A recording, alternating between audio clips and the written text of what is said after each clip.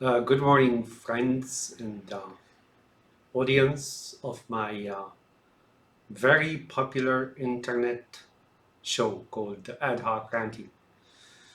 Sometimes they're random picks, you know, ad hoc, random picks, points at random. But today is going to be a specific point. Here's what I mean by that. The subject is NATO. Now we'll begin by asking this question. What is NATO? Really?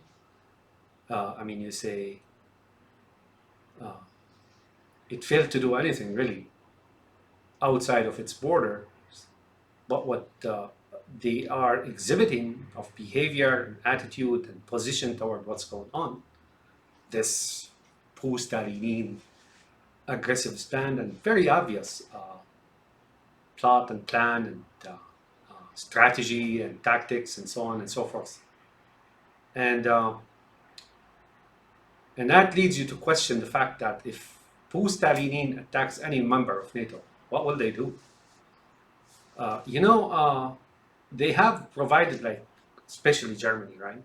They have these very sophisticated tanks, and uh, uh, they provided like few tanks here and there, as if to distract everybody from the reality of the situation. But now the behavior of NATO leads me to question: what is NATO really? NATO is a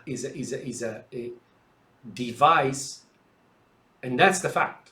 That's the bread and butter of all that is being said and all that is being written about NATO. This is the fact. NATO is simply a device in the hands of Israel in order for it to disable or control any future action or any future outcome or any development or any evolution of the theater and so on, and make sure that what they want happen happens. That's why it's kept. Now you may say, aha, but at the start of the Russian or Pustalenin aggression towards Ukraine, you wanted Ukraine to be part of NATO. Yeah, of course, because that was the point of Pustalenin, right? But uh, uh, now we've seen what NATO is doing, and really is really helping Pustalenin intentionally and unintentionally. When you stand back and wait for Pustalenin to be on your border, then you got it all wrong, or either you're premeditating that act or that future, or preparing for that future, or you're just plain dumb. You can't be plain dumb. Well, sometimes I wonder. I look at certain pawns of Israel, like the shrimp Trump and so, so sometimes, and others too. I'm not saying that, like the Bush, and they do choose such very very very deep personalities. Okay, no, this is not fun. But that's the fact of the matter, folks.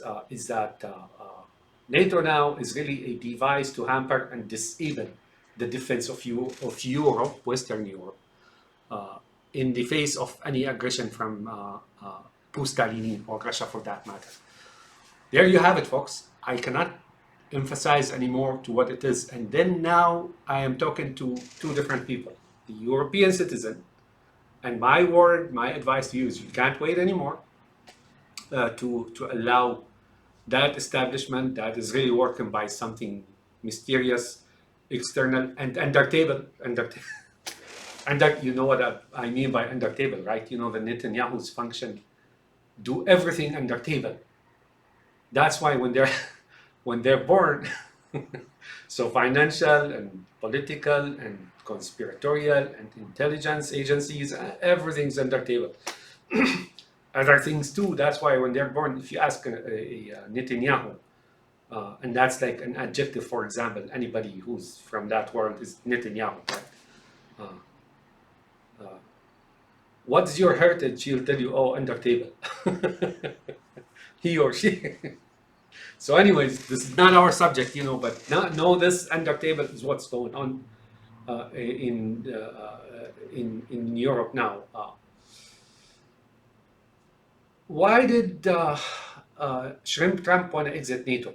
Well, and even if it's like controlled as is, very simple, folks. Sometimes formal documents and laws and constitutions, even though they're undermined, totally undermined, and so on, they are still powerful. The ordinary people work by constitution, work whether it's law enforcement agencies or whoever it is, they work by constitution. Even though sometimes they're pictorials, those who are undermining the worm, the under table, folks and the worms, they cannot possibly do, like undermine the Constitution. So they cannot undermine the Constitution. What that means is if they do, there will be an upheaval and revolution. However, when they are able at one point, by overcoming the normality of the state, such as, like pandemics or financial turmoil and something like this, when people are busy, that's when they come from behind the scene and then terminate such documents like constitution, like NATO, for example, and so on. So that was a formality, folks, because they don't want at one point, maybe during the scuffle between NATO, if there's like Russia's aggression toward Europe, and NATO may actually function. If there's any change in the leadership and so on, it may come to life and function. So terminating that formally ahead of time for the NittenYahoos is what you call a guaranteed process, if you will, success of the process. So that's what it is, folks. But now I ask you, Europeans, what is NATO really? I mean, it has proven so far in the past 1.5 months, it has proven right there and then that it's useless. In fact, it's working with Pustalenin in two fronts, on two fronts. One is they're sitting back and kicking back and relaxing. Two, and watching the show unfold. And two, they're providing support for Pustalenin in order to shore up their rubles and with intelligence and psychological warfare, as well as media outlets coverage and UN. And now their UN is paying the Syrian regime and Hezbollah and here and there in order for them to send conscripts to fight on the side of Pustalenin. Let's put it this way: if there is a conscript or a volunteer who's fighting on Putin's side, Pustalenin's side, from abroad, say from Syria or Iran or anywhere else, these are Shiites and Alawites. If they're Russians with a Muslim name, that's questionable. You understand what I'm saying, right? So that's that, folks. Now, that's the specific point. Now, going back about, the Scandinavian country. You can't wait any longer, people. You have to form common defense. You have to form common defense industry, and you have to form a very united front. Because if and be careful of that Shauli of of Finland. He loves his brother Pustalenin. But that's a Scandinavian country, if you will. So there you have it, folks. Don't wait any longer. And be careful. The war that is coming from Pustalenin is really dogmatic. It's really, it's not, there's much to it, much more to it than meets the eye. Let's put it this way. And for now, I'm going to describe Pustalenin to you. So Pustalenin is a dogmatic person. Not that he observes any religion or anything else, which his religion is really that of NittenYakhoo. He and the NittenYahoos consider themselves absolved from any dues or any rituals or any worship as provided, say, by their religion. Not that we know the true contents of their religion and what they learn, but we know the effect of it. We see the effect of it. But they force others to adhere to it. For them, it's like they're not of this world. Let's say the chores and the rules and the dues and whatever of this world is really not for them. You know, it's for others, right?